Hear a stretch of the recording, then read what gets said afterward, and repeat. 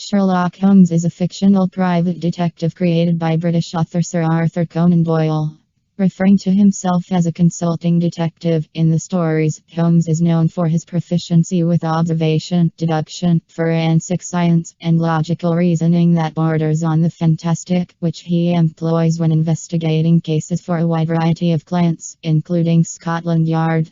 First appearing in print in 1887's A Study in Scarlet, the character's popularity became widespread with the first series of short stories in the Strand magazine, beginning with A Scandal in Bohemia. In 1891, additional tales appeared from then until 1927, eventually totaling 4 novels and 56 short stories. All but one are set in the Victorian or Edwardian eras, between about 1880 and 1914. Most are narrated by the character of Holmes's friend and biographer Dr. John H. Watson, who usually accompanies Holmes during his investigations and often shares quarters with him at the address of 221B Baker Street, London, where many of the stories begin. Though not the first fictional detective, Sherlock Holmes is arguably the best known. By the 1990s, there were already over 25,000 stage adaptations, films, television productions, and publications featuring the detective, and Guinness World Records lists him as the most portrayed literary human character in film and television history. Holmes's popularity and fame are such that many have believed him to be not a fictional character but a real individual. Numerous literary and fan societies have been founded on this pretense. Avid readers of the Holmes stories helped create the modern practice of fandom.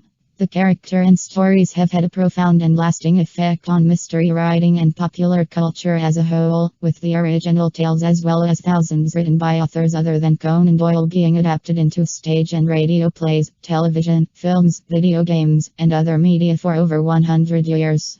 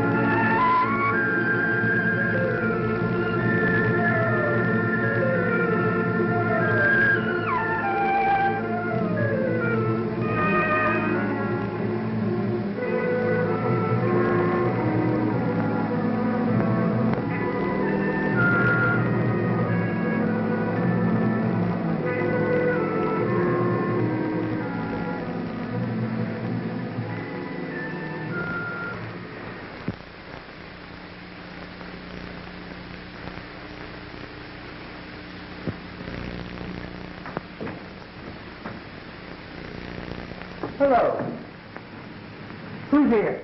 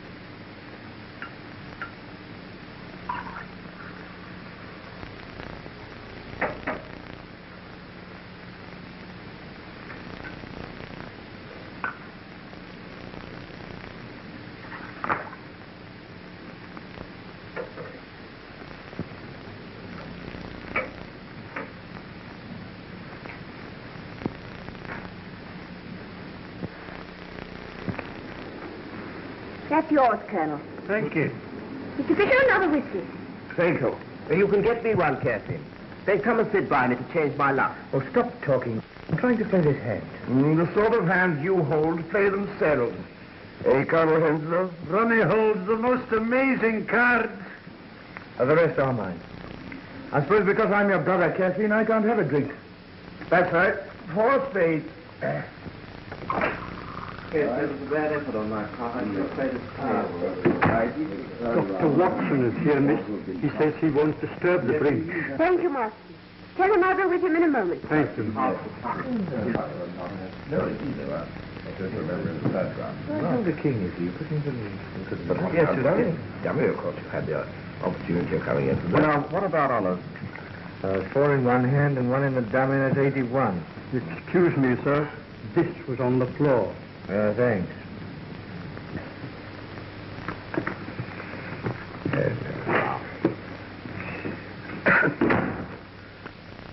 Thank you.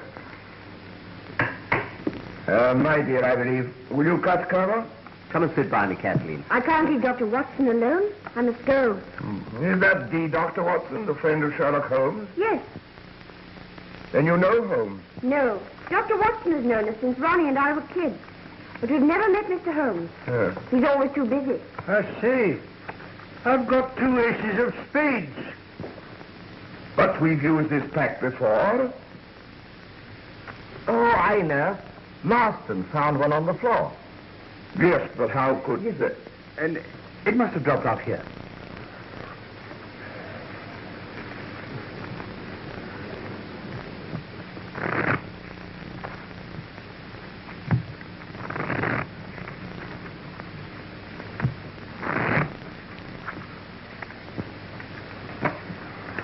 You are cut, please, Colonel? Cut for me, Ronnie.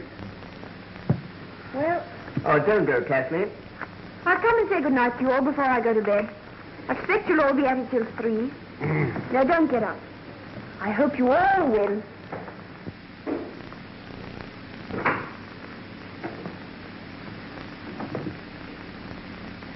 My dear, how kind of you to come. A summons from you comes before even a summons from Sherlock Holmes. It's sweet of you to say so, anyhow. Take off your coat and let me give you a drink. No, thanks. I can't stay. I came for a moment because you sent for me. Well, let's sit down for a minute.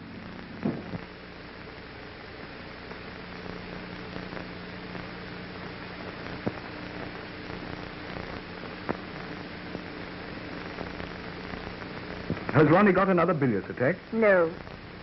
It's nothing, really. I'm a bit worried. Kathleen, dear, won't you confide in me? It's about Ronnie. This gambling.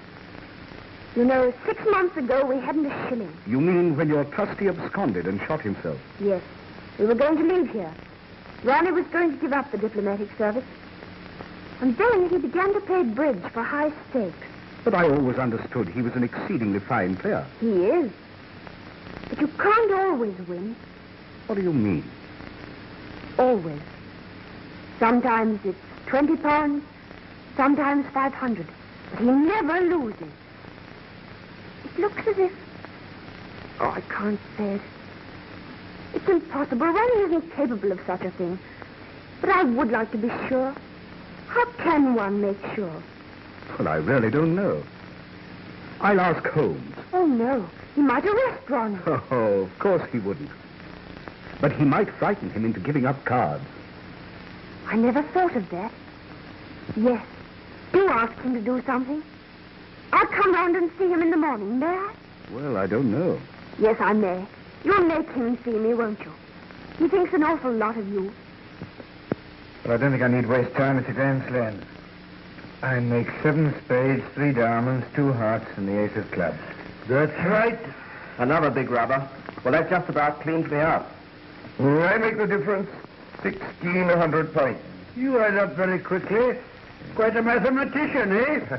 How much is that? 160 pounds. Well, I've lost both rubbers, and so I owe you 255 pounds. If we settle up at the end. This is the end. My wife is not very well, and I promised to go home early. Well, if you must, you must. I'm sorry to spoil your evening, but perhaps you can get Miss Adair to make up a call. Kathleen plays a game that resembles hockey more than bridge. Still, if you're determined, we'll see you Monday. I'm afraid I shan't be able.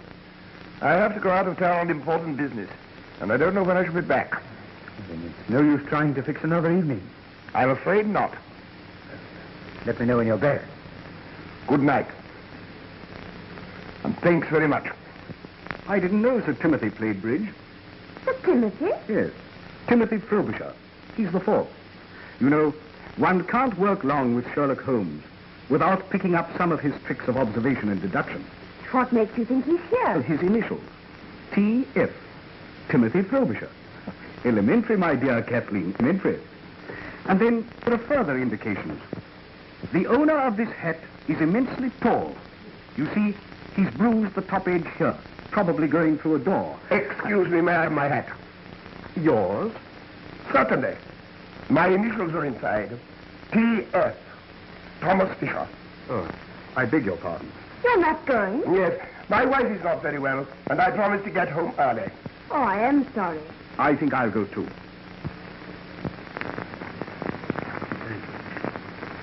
Well, good night, and thanks for the play. Sorry, I had such rotten luck. See you Monday. Well, really, I think I better not.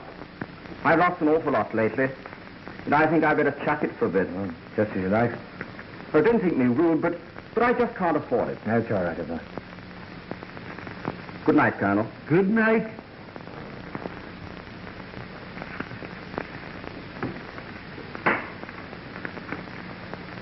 Well, have you to have a sick wife and a business appointment? No, a whiskey and soda. I'm sorry. Still, it is rather rotten. I don't see why. Fisher, being a millionaire, naturally loses his temper when he loses sixpence. And Tony Rutherford is broke. And you think that's all? What else? Oh, nothing, of course. You can always get another 4. Then you'll continue to come. With pleasure. I'm not afraid of losing sixpence. And I'm lucky. I often cut with you.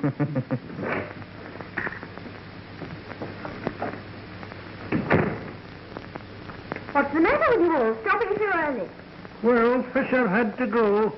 And for once in my life, I'm going to have an early night. Then I'll see you out. Good night, Ronnie. Good night, Colonel.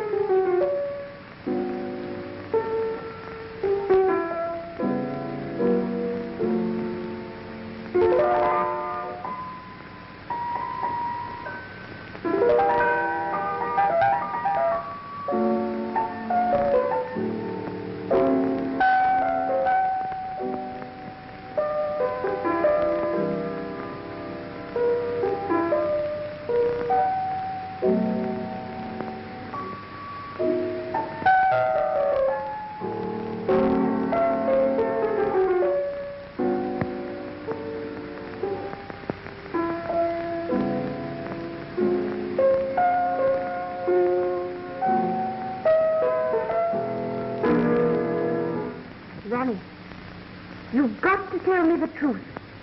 The truth? What do you mean? I've got to find out the truth. Terribly difficult thing, darling. Ronnie, stop. Trying to explain this ace of spades.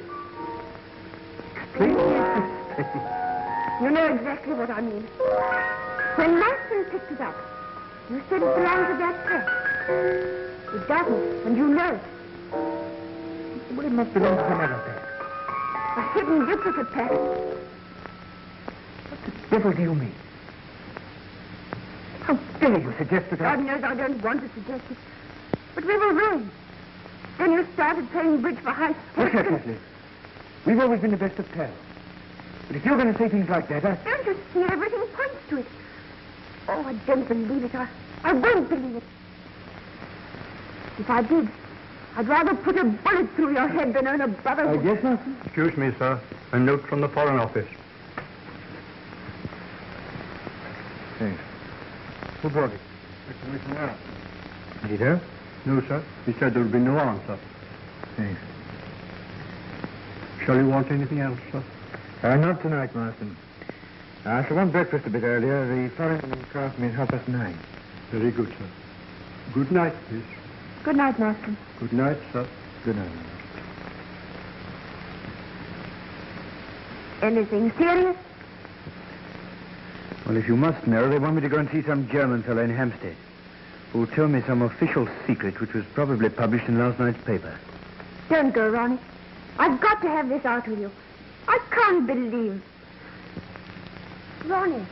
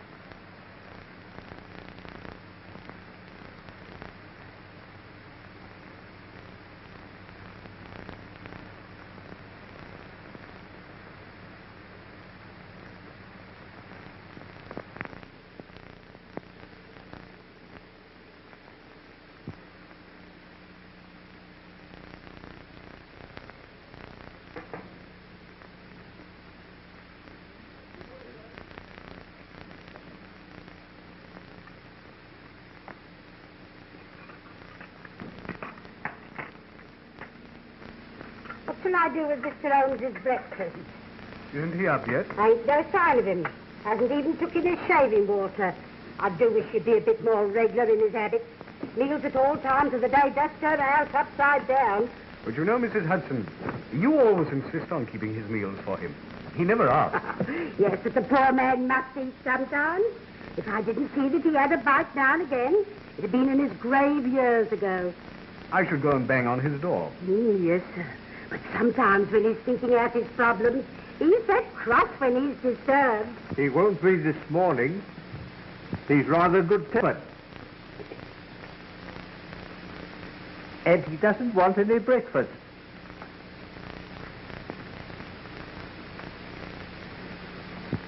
No, Mr. Holmes, you did give me a turn. One good turn deserves another, isn't it? What can I do for you? As to breakfast, sir. Oh, I've already breakfasted with the manager of the London and Commercial Bank. Oh, so they've sent for you for this? Are you sure I can't tempt you to a nice bit of addict? My dear Mrs. Hudson, you've always been a temptation to me. But addict, after a good breakfast, is not. No, you do carry on. It's a good job I don't take you serious. I'm perfectly serious. Jokes are not my strong point. Ask the doctor. I never see any of his. No. Now, I've been wondering, my dear Watson, why you don't get the batteries of your car recharged. What do you mean? Well, you had great difficulty in getting your car to start last night. The batteries are run down. They are? But how did you know? You've a blister at the base of your fingers on the right hand. As you've not been sculling on the serpentine this morning, I deduced that you've been cranking your car. That's rather wonderful. That's elementary, my dear Watson. Elementary. Oh, let me give you a hand. Thank you, sir. Can you lift that? Yes. And the cloth on the top. Yes, That's please. good. There you are. Thank you. You sure there's nothing else I can do for you? No, nothing, thank you. Oh, wait a minute. Let me give you a hand.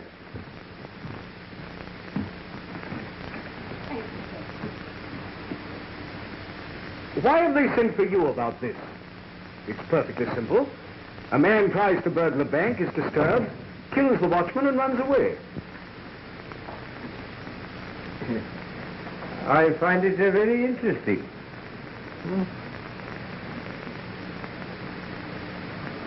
Have you ever heard of Professor Robert Moriarty? No. What's he got to do with it? Oh, he's to do with half the crimes the world over. He started as a mathematical professor, but ugly rumors gathered round him, and he resigned. Well, after that, he vanished for 10 years or so. I fancy he went abroad. Then he returned to England, and things began to happen. What things? For a long time, I've been conscious of some power, a deep organization which stands in the way of the law. Once he made a slip, and I was able to deduce that behind that power was Moriarty. But he recovered himself, and I could prove nothing. He has hundreds of agents, none of whom have ever seen him. Sometimes an agent is caught. But the man who plans most of the crimes that are committed is never caught, never even suspected. He knows that I know of his activity. He also knows that up to now, I've been unable to reach him. And you think he's connected with this bank murder? I think it highly probable. Yes? Yes, come in. Inspector Lestrade to see you. Oh, Lestrade. Anything fresh? No, Mr. Holmes? Sit down, Lestrade. Thank you. I just came in to get that piece of brown paper. Oh, yes, this little piece. You mean, I should like to keep it a little longer, if I may. I haven't yet decided what the rest of the label is. Well, I don't see how you ever can. It's just an ordinary shopkeeper's label. There's not enough of it to tell us anything. Well, I disagree, my dear Lestrade. But then, you and I so often disagree. Oh, come, Mr. Holmes. I've a great respect for your theories. It's only when you begin about this Professor Moriarty. Yeah, you don't believe in him. I ask you, is it possible for a man to plan half the crime in this country without the Yard knowing who he is, where he lives, or anything about it? It does seem rather strange. I mean, the man can't live nowhere, never be seen by anyone. Of course. Well, lots of people know him, but they don't know that he's Moriarty. You yourself may know him. Jokes are not your strong point, Holmes. No, I'm perfectly serious. He has 100 disguises and 100 aliases. And I'm pretty certain he had a hand in this bank robbery. But it wasn't a robbery. The thief got nothing. He broke into the bank and... Have you ever tried to break into a bank, Lestrade? Me? No, I thought not. But do you seriously think it's possible for one man to break into a bank without using anything short of dynamite? There were no signs of a forced entry. Which might point to the fact of his having an accomplice. Or even two. He got inside. Which doesn't necessarily mean you're Professor. The man was interrupted by the watchman, killed him, got frightened and bolted. And yet, inside the safe, we found this piece of brown paper. 3 people swear it was not there when the safe was shut last night. Then he was inside when he was disturbed. Or before he went inside. He had this paper wrapped round something. You'll observe that this end here is slightly torn and there is a blood stain on it. I therefore deduce that the struggle with the watchman took place first, and he then took his parcel into the safe. Oh, it won't work, Mr. Holmes. It won't work. There was £70,000 of note in the vault. Not one of them is missing. How true. How true. But if you remember, a fortnight ago, an almost similar thing occurred in Berlin. In Berlin? Yes. You should read your Berliner Tageblatt, my dear Lestrade. The strong room of the Reichsbank was entered. The watchman was laid out, happily not killed, and nothing was removed. Very strange, Mr. Holmes. Very strange indeed. It looks almost as if there was a connection. I should like time to think it out a bit. When can I have that piece of brown paper? I'll let you have it this evening. In the meantime, would you be good enough to warn all foreign customs officials to be on the lookout for a very large quantity of English banknotes which will be smuggled through in ordinary luggage? What do you think? I think it would be a wise precaution. Very good, Mr. Holmes. I'll get back to the yard now and put the matter in hand. Good morning, gentlemen.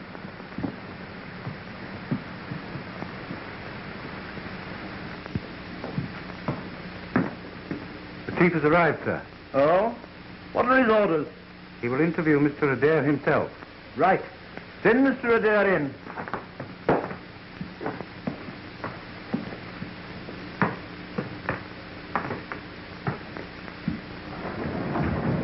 What the devil's the meaning of this?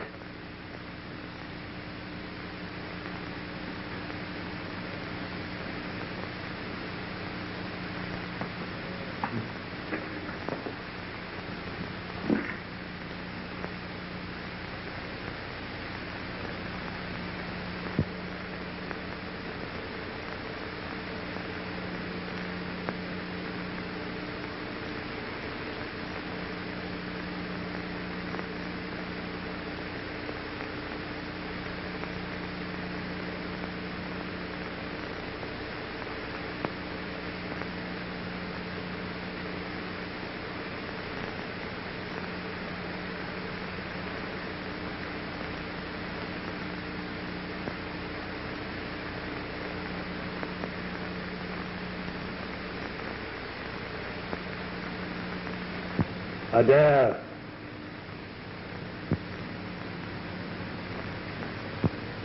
Adair. My God, am I drunk or what? I hope not at 10 o'clock in the morning. What's all this about? I was seized in a car, blindfolded, and driven half around London. I apologize for that. It was just a slight precaution. And you must forgive me concealing my identity behind the Sleeping Cardinal. Please sit down.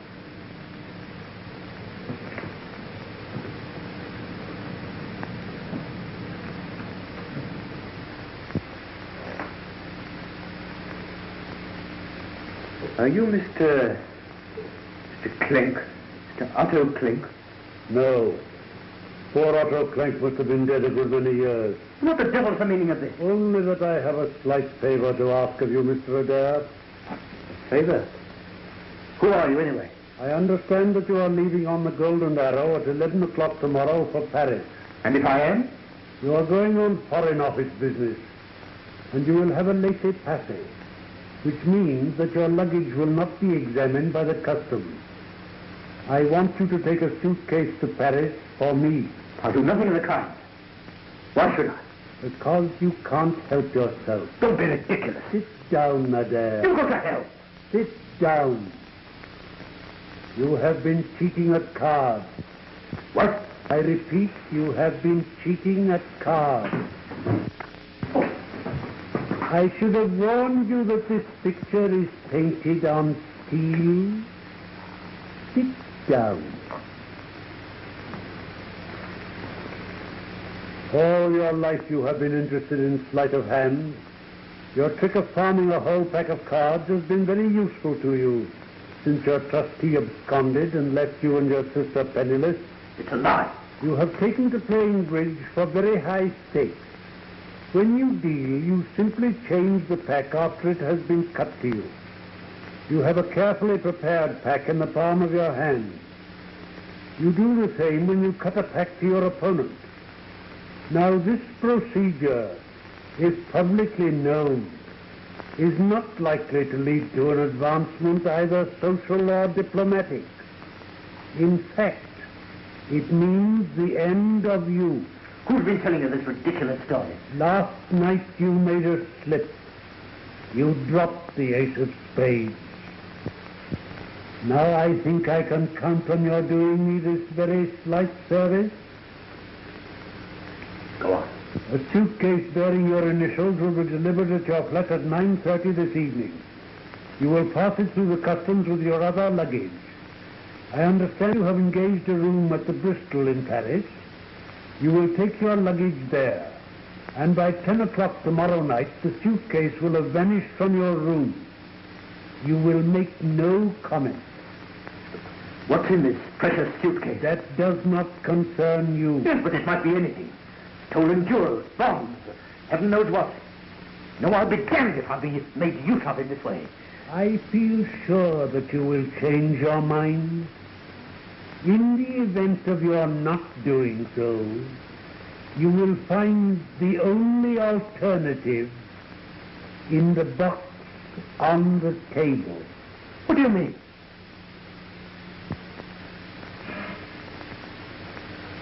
Just come back, whoever you are. What do you mean?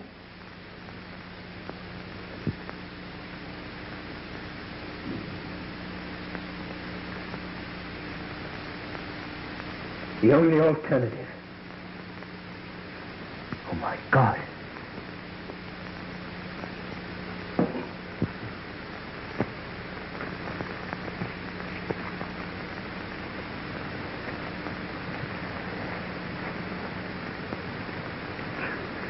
What are you trying to do? I'm trying to see how many Bank of England notes will go into a parcel of this size.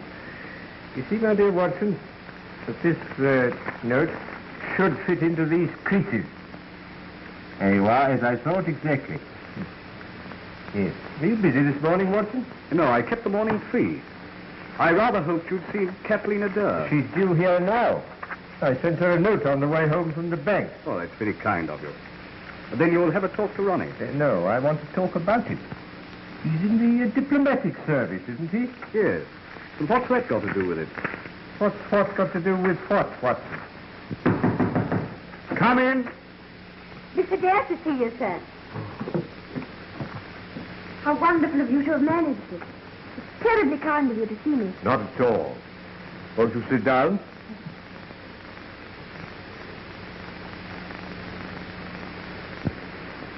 Watson's told me how worried you are about your brother, but I don't quite see what I can do. I've been wondering if you could find out if it's really true. If it is, and I can't believe that it is, perhaps you could frighten him into giving up cover. Whom does he play as a rule? Well, last night there was Tony Rutherford, old Mr. Fisher. What, Thomas Fisher, the millionaire? Yes. And Colonel Henslow, an old friend of ours. Mm-hmm. Fisher. I wonder...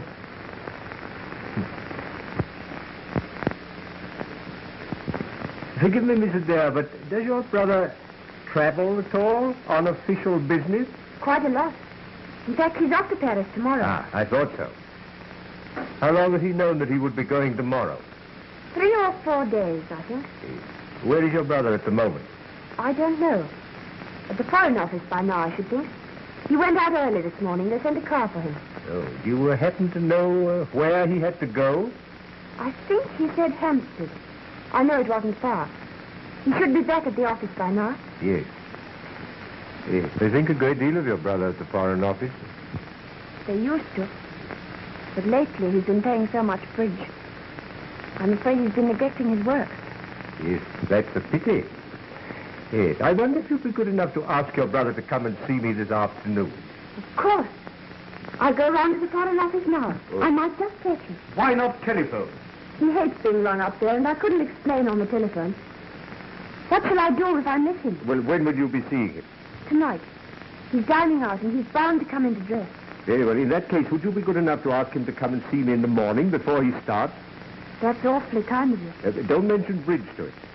As a matter of fact, I shall not say a word on that subject myself, but you may rest assured that after he has seen me, he will never gamble again. I can't tell you how grateful I am. Not at all. But I am grateful to you.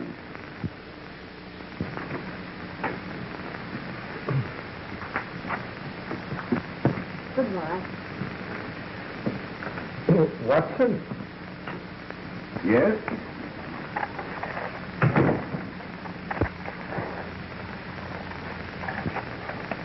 What's all this mean, Holmes? Means, my dear Watson, that the Foreign Office doesn't send a car to take a very unimportant young man to Hampstead.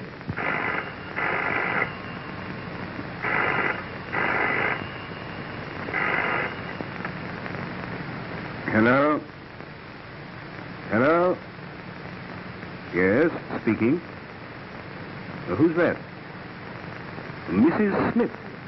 I seem to know that name. Mrs. Annie Smith. Oh, Mrs. Tallboys put you on to me. I don't think I know her, Mrs. Tallboys. Huh? No, you're quite right. It doesn't matter. Well, you think it's appendicitis? Oh, what's the address? Would you mind taking this down, Holmes? 1006 Pentonville Road. Yes. Yes, I'll come at once. I'll take a taxi. Goodbye. Here's the address. I've added a note which I want you to read when you've found the taxi. What's it about? You read it when you've found the taxi. I hope your friend, Mrs. Tallboy's friend, is not as bad as she thinks.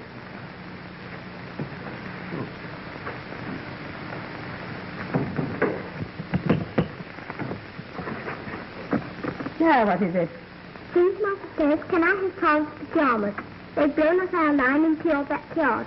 You've no right to hang out your washing and your what-nots in a respectable neighbourhood like this. Mother said if you started carrying on about the washing, I wasn't standing with your lips. Your mother said that? Yes, she did. Well, I've never had such impudence in all my born days. You go and I'll give your mother lip. You wait. Mother said I was to take back the pajamas and not to talk to you. She doesn't think you're respectful. What's that? She says it's disgraceful, a widow living in a house full of nothing but men. Oh, you wait a minute. I'll give her respectable. Go on up it. Go on up you go. Oh, my word, respectable.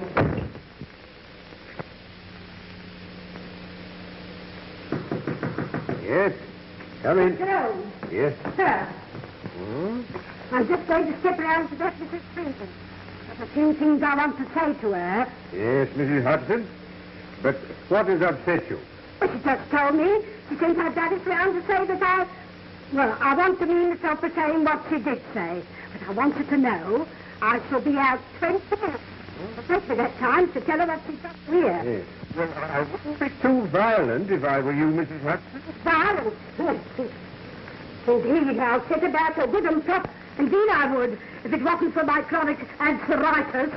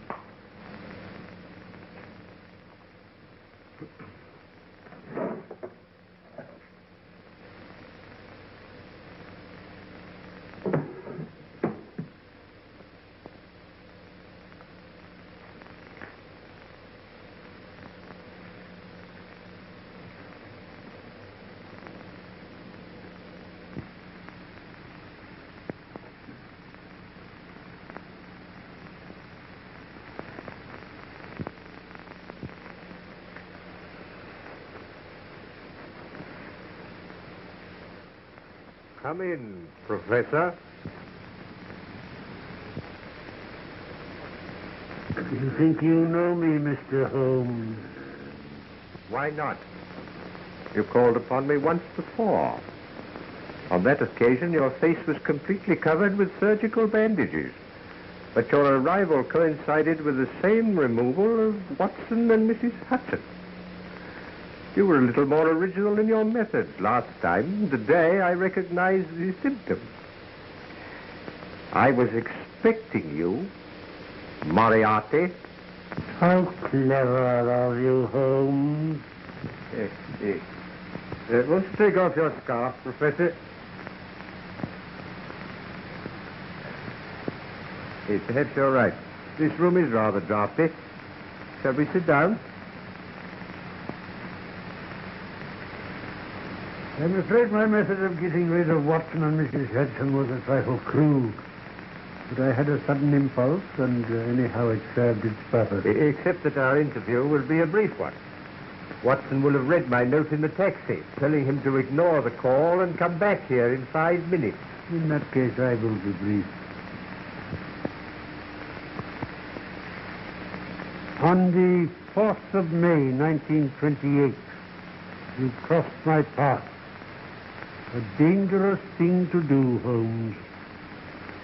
8 months later, to be exact, the 20th of January, 1929, You incommoded me seriously.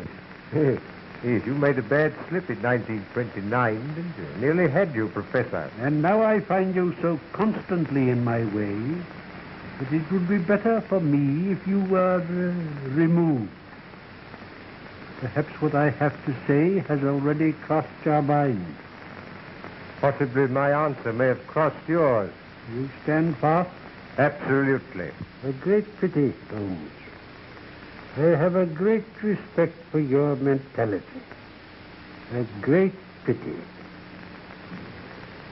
You're getting in the way of a great organization, the full extent of which even you, with all your cleverness, cannot realize. You wish to put me in the dock. You never will. If you destroy me, rest assured I shall do as much for you. That's very interesting, Professor, but your 5 minutes are up. I fancy I hear the arrival of Watson. May I offer you a piece of advice? Never give way to sudden impulses. They're even more dangerous to you than I am. I read your note, Holmes. I beg your pardon. Did you come to see me? Your friend is in great danger.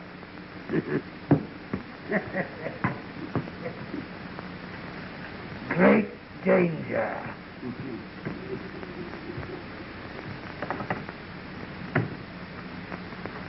What's the matter with him? It is the draft, Watson. He's feeling the draft very badly at this moment. But who was it? Well, that was Mrs. Smith of 1006 Pentonville. Mrs.? Or shall we say, Professor. Oh, the mythical Moriarty. What does he look like? Well, I know no more than you do. Except that the first molar in the left side of the upper jaw is very badly filled with gold.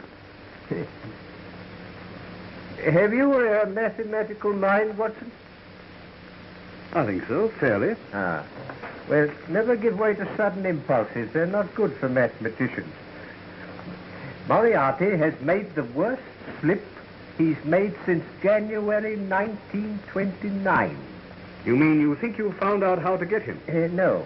No, I found out where he gets his boots. I wish you'd be serious. The professor's boots are made by Mr. J.J. Godfrey, bootmaker. Yes, here we are. 502 Pont Street, Southwest 1. Godfrey, Pont Street? Yes. But that's where I have mine made. You do surprise me. But Godfrey's a perfectly respectable tradesman, with a high-class clientele. Well, obviously. Obviously, you and Moriarty. You share a bootmaker with the professor. And for all I know, he may be a great friend of yours. Oh, very Eh? honest.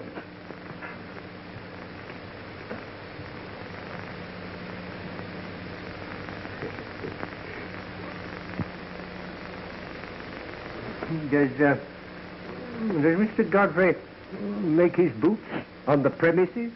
Yes, in the basement. He showed me over his workshop once. Yes. I think I'd like to see over that workshop. We'll arrange with Lestrade to call there about 8 o'clock tonight. But how can it possibly matter where Moriarty buys his boots? Only that this piece of brown paper, which was found in the strong room of the bank, bears a piece of the label of Mr. J.J. Godfrey, bootmaker. Holmes, you're marvelous. Oh, elementary, my dear Watson. Elementary.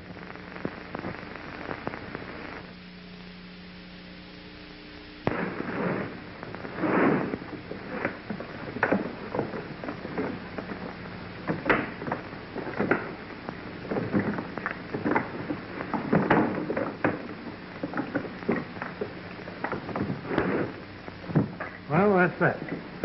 Now what am I to do with it? You will be at Down Street Tube Station at 9 o'clock precisely. You'll take the suitcase with you. Oh, it's all right. There's heaps of time. It isn't 8 o'clock yet. In the main entrance, you'll see a man with a scar on his left temple. He will take the suitcase from you. Yes, sir. The keys? Hello, sir. Looks a good bit of work. Yes, sir. I'm a good workman. Moran, Oh, Chief's here. I have just been informed that Inspector Lestrade has left Scotland Yard in a powerful car with police constables number 47, 54 and 83, all of the C Division. They will doubtless call for Sherlock Holmes and that great detective, Dr. Watson. Don't attempt to hide the suitcase.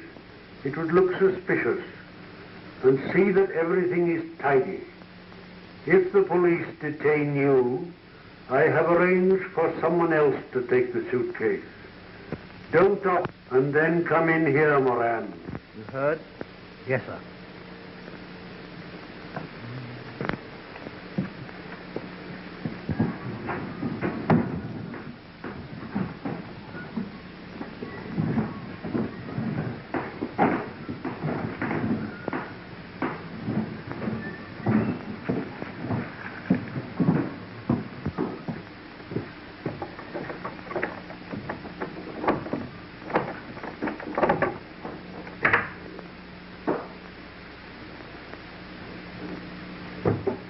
Put this right, Godfrey, will you?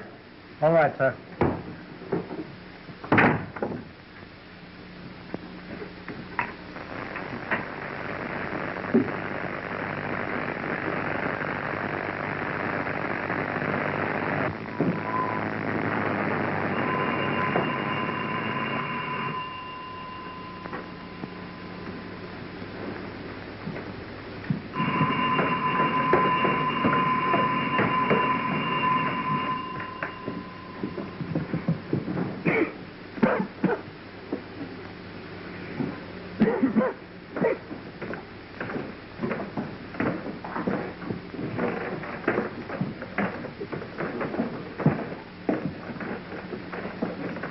Which of you is Mr. Godfrey? I am. Here's my search warrant. Search warrant? Well, what are you searching for? You'll know when I've found it. Why? If it isn't Dr. Watson. Hope the last pair of shoes I made it was satisfactory. Oh, I see you're wearing them now. Yes, quite thanks. I say, Holmes, this does seem rather absurd. You know, Godfrey's made my shoes for years. Yes, your shoe last is in that cupboard over there now. Over there? Yes. I'll go and find it.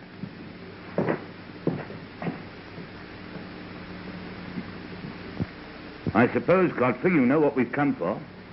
I haven't the slightest idea.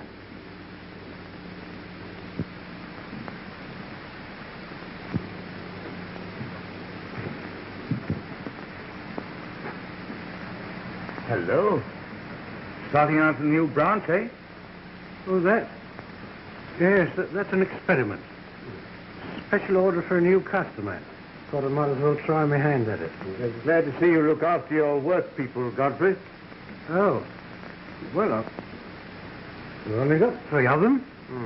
There's Roberts and Williams and his brother here. Yeah. No. Well, you look after them. The place is properly ventilated. Ventilated? Oh, that. Yes, sir. Yes.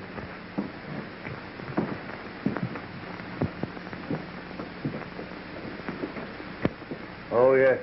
A ventilator.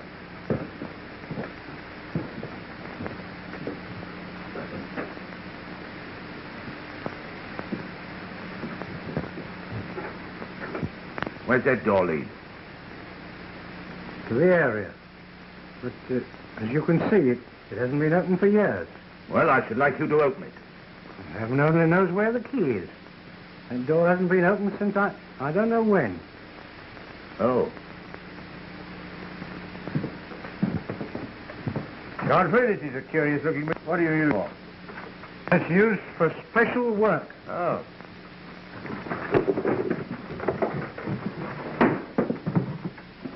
So, you wanted to know what I was looking for, Godfrey.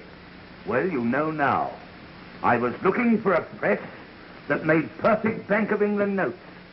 Take them all away.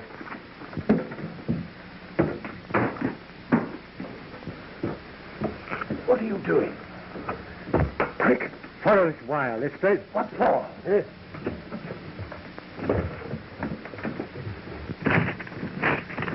Go on, quick, Lestrade. Help me get this door down. What?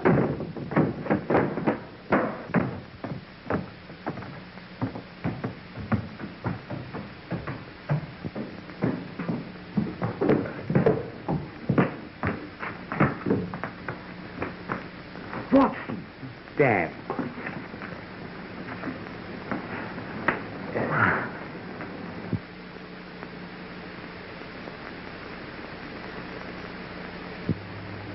Oh, have another drink, my dear Watson. Hey, you feel better. Thanks, I'm all right. I haven't a scratch. It was a bit of a shock being seized and trussed up like that. You saw nobody? Nothing. I was standing in the cupboard, and the shelves swung round. I was seized from behind and blindfolded. Well, anyway, we've done a good night's work. My theory of the bank robbery is proving correct. But what is your finding a forger's outfit in a bootmaker's basement got to do with a bank robbery, which wasn't a robbery at all? Well, I'll try to explain. Within a fortnight, the strong rooms of 2 banks are entered by unauthorized persons and nothing is removed. But in each case, something is taken into the strong room. In the case of the Reichsbank, a cardboard box. In the case of the commercial, a piece of brown paper. Well, they wanted to take the notes away in them. The brown paper had been creased and folded round something. Well? Mr. Godfrey's printing press makes perfect Bank of England notes. Now, supposing they have an accomplice who gives them the numbers of the notes in stock. They make duplicates. Probably perfect duplicates if my friend Moriarty has anything to do with it. They change these for the real one. Now, the forgeries have to arrive at the bank uncreased and spotless. Hence the brown paper. The real ones can be taken away anyhow, stuffed in the pockets, anything. And the paper discarded. The robbery will not be discovered until 2 notes of the same number arrive at the Bank of England. And the longer that event is postponed, the better. So what does my learned friend do? Well, holds them up. No, my dear Watson, no. It's no use having £70,000 worth of notes if you don't use them. Well, then he must start circulating. Or send them abroad. Oh, no. Now, that sounds difficult. You see, customs officials might ask questions if they opened a trunk full of Bank of England notes. Yeah, how true, Watson, how true. Well, in any case, I don't feel I've been trussed up for nothing. It was worth it to find that printing press. The printing press, my dear Watson, was valuable to get your friend Mr. Godfrey a term of penal servitude. But the really important discovery was the suitcase. Suitcase? Yes. You probably didn't observe that on the lid were the initials R.A. I didn't, but what does that signify? Ronald Adair is leaving tomorrow morning for Paris on Foreign Office business. He will have a diplomatic passport and a laissez-passer, which means that his luggage will not be examined. But, well, you can't connect him with... Good heavens, you don't think he's one of the gang? Supposing Moriarty were to threaten to expose his bridge exploit. How should Moriarty know? Well, how do I know things?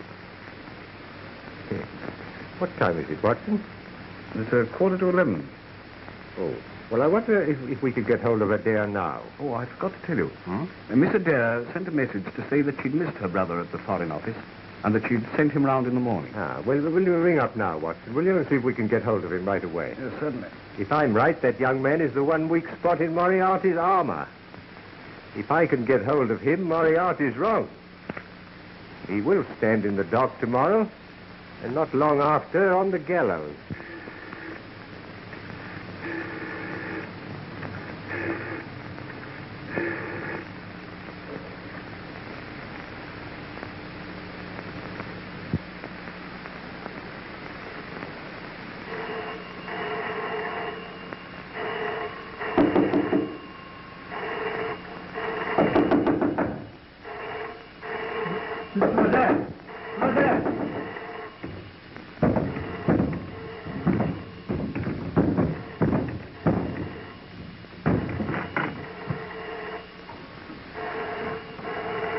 Adair?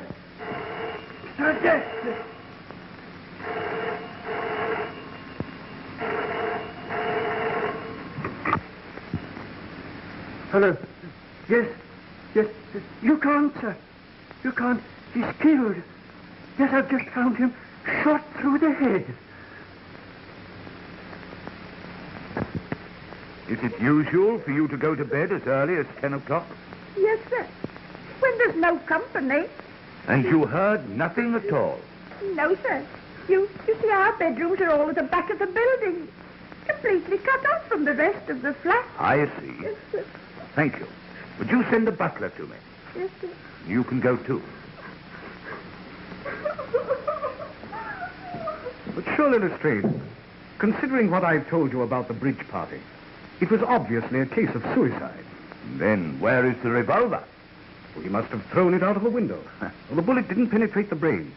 He may have been conscious for a few seconds after the shot. And his fireplace shows that he'd been burning his correspondence. A good deal of correspondence. Then what about the letter he was writing? I can't make that out. The Sleeping Cardinal forced me to... I can't think what it means. Oh, Mr. Holmes. Would you care to examine the servants? The cook and the housemaid neither saw nor heard anything. No, Lestrade. No. You carry on. No, I'll just amuse myself. And we found this on the table in front of him. The Sleeping Cardinal. The Sleeping Cardinal, now. Where have I heard that name before?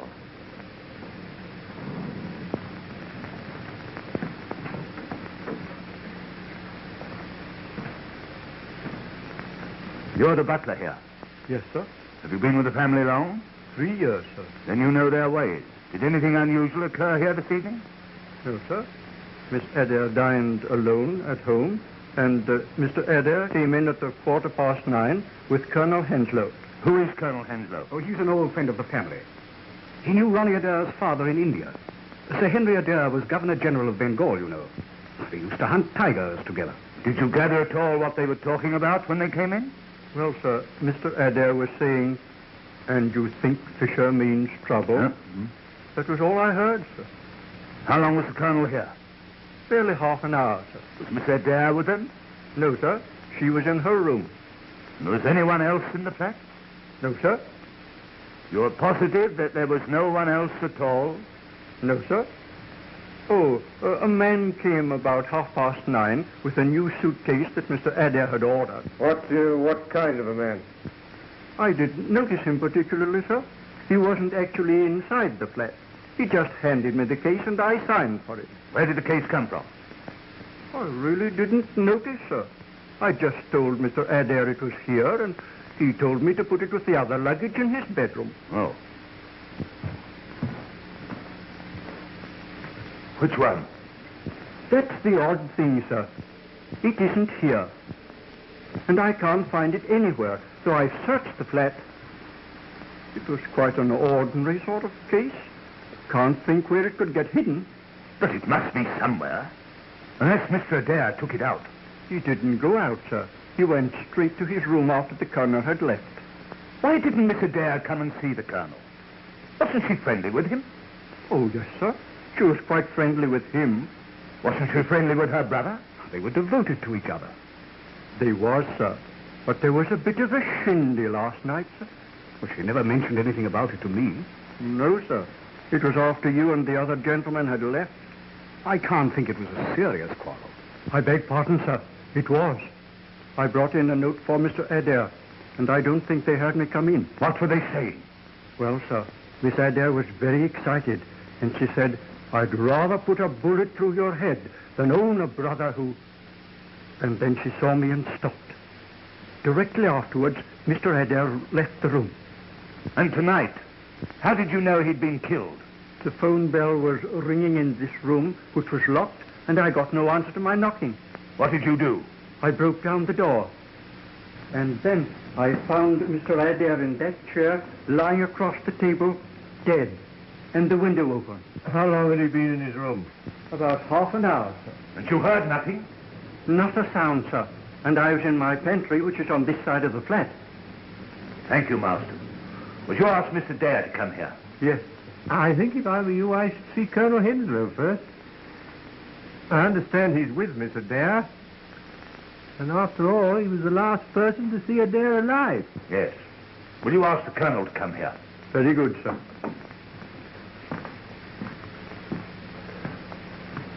Well, that disposes of your suicide theory. What do you mean? You're not suggesting that Miss Adair... At any rate, she threatened. But the door was locked on the inside. Ah, Colonel. I don't think you know Inspector Lestrade and my friend Sherlock Holmes. Delighted to meet two such famous people.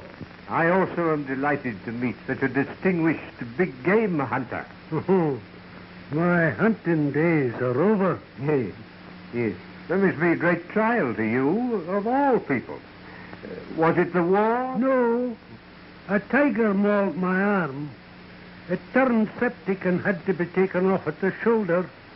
I'm lucky to be alive at all. Yes, I'm immensely ignorant about tiger hunting. Tell me, you go out on elephants with beaters, don't you?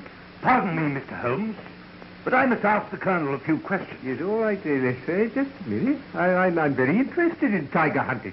Well, elephants and beaters are used when royalty and rajas hunt tigers, but they're expensive. Oh, very. You can always tether a goat and wait till the tiger comes for it. Really, Mr. Holmes, I'm pressed for time, and I must ask the Colonel a few questions. Yeah, well, fire ahead, Lester, fire ahead. You were the last to see the deceased alive. Yes, he's been very nervy since last night. He came round this evening and asked me to come back with him for a chat. I suppose you all know what's happened at the bridge party. Yes?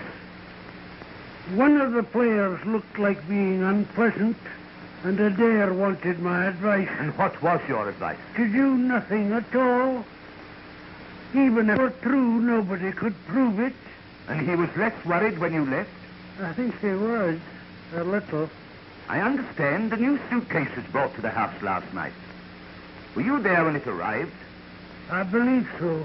I never saw it, but I heard Ronnie tell Marson to take it into his bedroom. What time did you leave? About 9:45. And within 3/4 of an hour, he was found dead. Surely it's obvious he shot himself.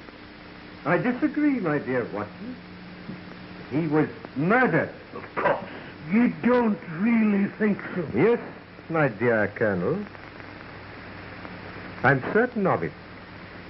And what is more, I'm sure you'll all be glad to hear that within 24 hours, I shall not only be in a position to prove it, but I shall have the murderer under lock and key. I'm delighted to hear it. Not that it can bring the poor lad back. You know, Ronnie, with all his faults, was extraordinarily lovable. I feel rather as if I had lost a son. Thank you, Colonel Henslow. I shan't need you any more. Would you mind asking Mr. Adair to come to me a moment? Certainly. Goodbye, Mr. Holmes. Goodbye, Colonel.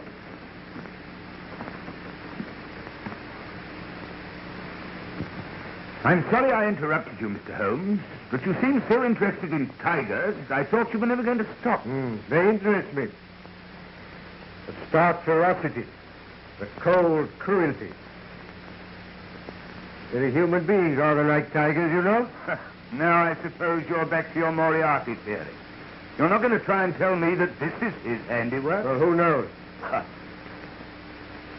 That man has become an obsession with him. He is. He is. Miss Adair, I want to offer you my very sincere sympathy. It was a ghastly shock to me. I can imagine what it must have been to you. I won't keep you a minute, Mr. Adair. Won't you sit down?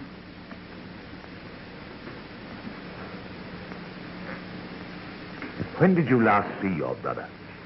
At 6:30. He came in to dress, and I came in here to give him a message. What was the message? I told him that Mr. Holmes wanted to see him before he went to Paris. You see, I'd asked Mr. Holmes to interview him. What did he say? He was upset. In fact, we had rather a quarrel about it. Another quarrel? You had one the night before. Yes, but this was not so serious. He was merely annoyed that I had spoken to Mr. Holmes. He was very annoyed? Well, rather. He seemed more frightened than annoyed. I couldn't understand. And so you quarreled again? Well, yes. He said I had no business to interfere in his affairs. And did you again threaten to shoot him? Shoot him? What do you mean? The night before, your butler heard you threatening him. Oh, no. I never did anything of the kind. I shoot Ronnie.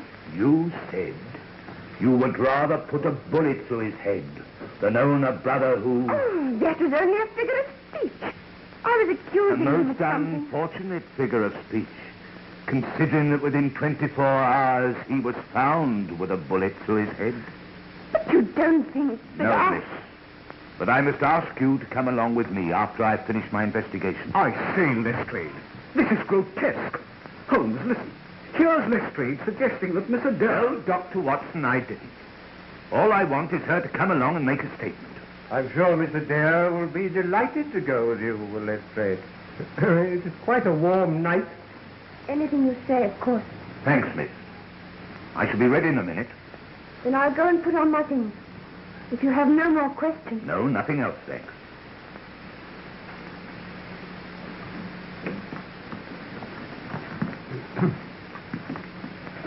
This is outrageous. Well, Mr. Perrins, what do you think? It's really remarkable how many varieties of trees there are in the London parks. Have you ever noticed what remarkably fine specimens? Really, Mr. Holmes, you're a most extraordinary man. In the middle of an investigation like this, you begin talking about trees. Holmes, you've heard Lestrade's ghastly accusation. Surely it was suicide. He burned his correspondence. I don't think he did.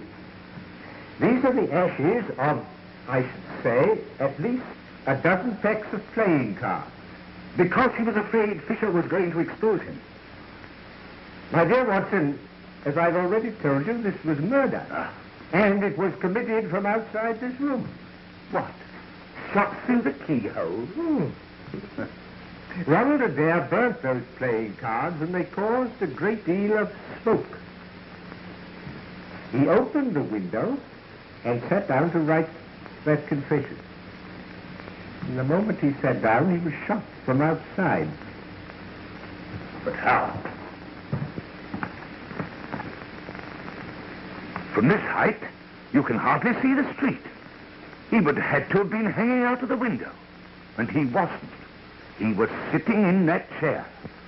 And you're suggesting that somebody stood in the middle of Park Lane between 10 and half past and fired a rifle? It would have had to have been a rifle to carry as far as this. And that nobody saw or heard anything, though there must have been hundreds of passers-by. Passers-by there undoubtedly were. But as you've doubtless already ascertained, there were no police about. I beg your pardon, Mr. Holmes. There are always police about. There were a couple on point duty at Stanhope Gate. I find on inquiry that 3 separate disturbances occurred at precisely 10:15 in this neighborhood tonight. A lot of roughs who are not accustomed to frequent the public house round the corner refused to leave and were ejected by the police. A young woman drove a car into a lorry about 100 yards up the road, and there was a false alarm of fire in Harford Street. It's curious that all these things should have been absolutely simultaneous. But even supposing the police were occupied, you can't stand and fire a rifle into a Park Lane window without somebody having seen and heard something? How true. Do you know a hornbeam when you see one? A hornbeam? There are some remarkably fine specimens in the park. What is a hornbeam? The Latin name is carpinus. They're common in the temperate zones of Asia and some parts of southern England. It looks like a beach, but it isn't.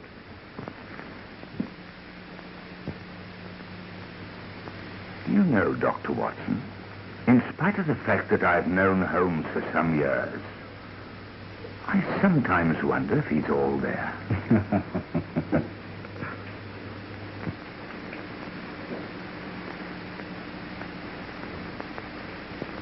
Put this in your mouth for a few minutes. Whatever for? I don't think you're at all well. Oh, nonsense, my dear Watson, nonsense. I'm in the very best of health, in spite of a couple of nasty shocks. When did you have a shock? Well, I said two. During the stroll I took this afternoon, I was just going to cross the Marylebone Road. The policeman on point duty was holding up the traffic, when a two-horse van, apparently out of control, whizzed round the corner and was on me in a flash. I sprang to the pavement and saved myself by the fraction of a second. Good heavens. Yes. 10 minutes later, a brick fell from the roof of a house. It was shattered at my feet.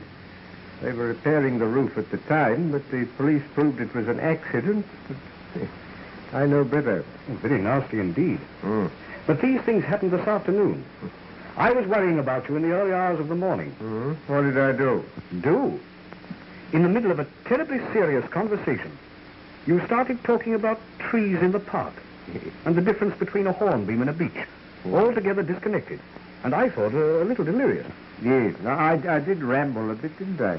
And I'm sorry you made what Lestrade called a bombastic statement. That within 24 hours, 12 of which, by the way, have already gone, you would have the murderer. It wasn't at all like you, Holmes. No, it did look as if I were very ill, didn't it? It gives Lestrade such a chance to crow. He thinks he's done a frightful lot and you nothing. He's disposed of my suicide theory and made an arrest. Who? I wonder he hasn't arrested you or Mrs. Hudson. And he never stops talking about this mythical Moriarty.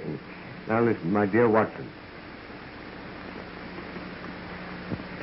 I have established to my own satisfaction that in both the Reichsbank and the commercial bank cases, forged notes were substituted for real ones. No? I have also established to my own satisfaction, and through the missing suitcase, that Ronald Adair was to have taken those English notes to Paris, and the same brain that planned that scheme planned the removal of Ronald Adair. But why should they remove their means of getting the notes safely out of the country? Because Ronald Adair refused at the last minute. Why should he? He was still open to exposure as a cheat. That's what frightened him. Yes, but I frightened him still more. When his sister told him that I wanted to see him, he was panic-stricken. But he realized that his cheating could only result in scandal. The other meant certain jail. I see. And what did you make of that letter he was writing about the Sleeping Cardinal? Now that, my dear Watson, is the most significant aspect of the case. Do you remember 8 months ago when Trimble the forger was found on the embankment dying from terrible injuries? Yes? Yes?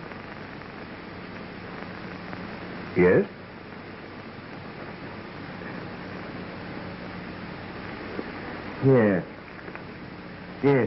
Now, we mustn't forget your appointment. Appointment? Yes, it's necessary for me to remain alone a little while. So you, my dear Watson, are going to Euston. Euston? Whatever for?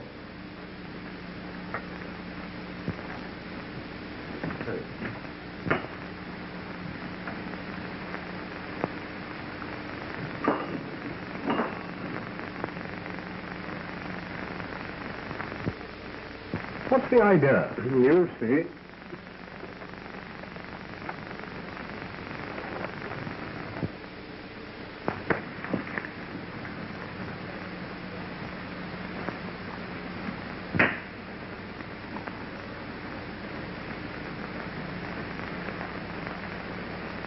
You're going to have a busy night. Now, I want you to put on your coat and hat, take a suitcase, you needn't pack anything, get a taxi, and make a great fuss about getting it. Call Euston to the driver and tell him if he doesn't hurry, you'll miss the Scotch Express. The Scotch Express? Yes. You'll be followed. The moment you get to Euston, pay off the taxi and rush round to the booking office.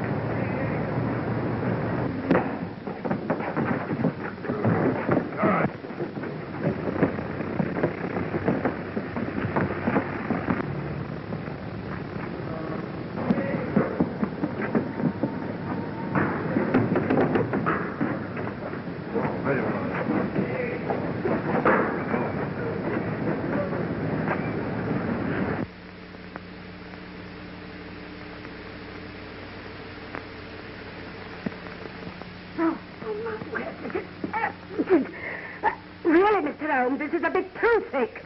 My apologies, Mrs. Hudson. Once again, you've proved yourself far above ordinary women.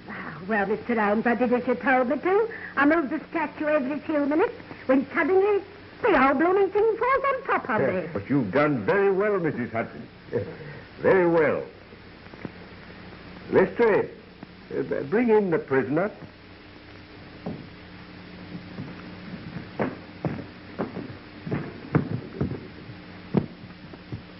May I see that, Lestrade? Take that. That's an admirable and unique weapon. Absolutely noiseless, and of tremendous power. Crikey. I knew Von Herder, the German mechanic who constructed it, to the order of Professor Moriarty. I've known of its existence for some time, but I've never handled it before. Ah, Watson, I've just been murdered. Perhaps you'd like to see who my assailant is. As I thought. But Holmes, that's Colonel Henslow. And what are you charging me with? Why, for the attempted murder of Sherlock Holmes, of course. No, Lestrade, I shall not appear in this. To you, and you alone, belongs the credit for this remarkable arrest. With your usual happy mixture of cunning and audacity, you've got him. Got him? Got who? Well, the man who climbed the tree in the park last night. Hornbeam, to be correct. And shot Ronald Adair through the open window of his flat in Park Lane. Has it occurred to you, Mr. Holmes, that it must be rather difficult to climb a tree and shoot anyone when one only has one arm? Ah, yes, I'd forgotten. Your left arm must be causing you great inconvenience. Yes. Lestrade, I wonder if you'd be good enough to free it for the Colonel. Hello? What's the game? Let me introduce you to Professor Robert Moriarty. The mythical Moriarty, my obsession. I warned you when you called upon me yesterday that sudden impulses were dangerous. I observed that the first molar in your left upper jaw was very badly filled with gold. And when Colonel Henslow was feeling as if he'd lost the sun, I observed the same bad workmanship in the same tooth. You clever, cunning swine. You think you've got me and you're safe. But you're up against an organization, Holmes. They'll get you. They'll destroy you. I might even do it myself.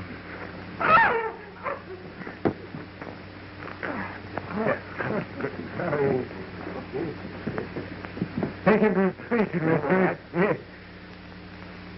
I think you'll find most of your organization waiting for you there. Also a brand new ceding £70,000 of good English banknotes. Take him away. We shall meet again, Mr. Holmes. And next time... Come on. You're all right. I am, except my feelings and my tie, which is entirely disorganized. Well, we proved our Moriarty's theory, all right, Mr. Holmes. It's not easy to throw dust in your eyes, my dear Lestrade. Doesn't do to trifle with Scotland Yard. Quite true, Mr. Holmes. Quite true. Well, now, Watson, what about the drink? You'd like one, wouldn't you? Thanks. Lestrade?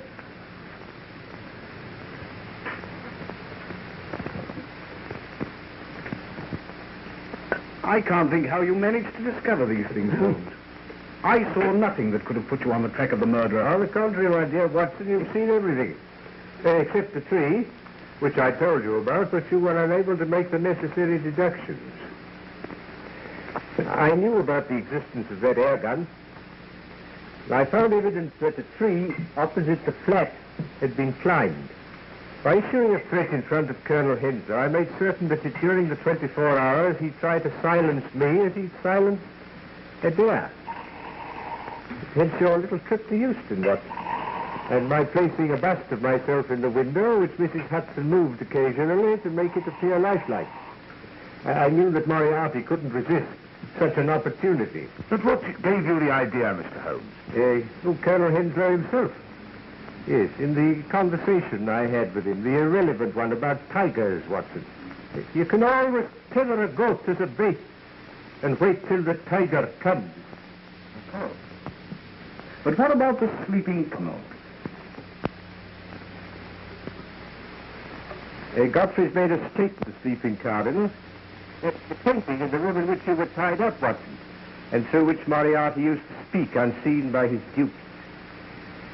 And I've only one regret, that the bust of myself by Angelo Palazzini has been irretrievably ruined.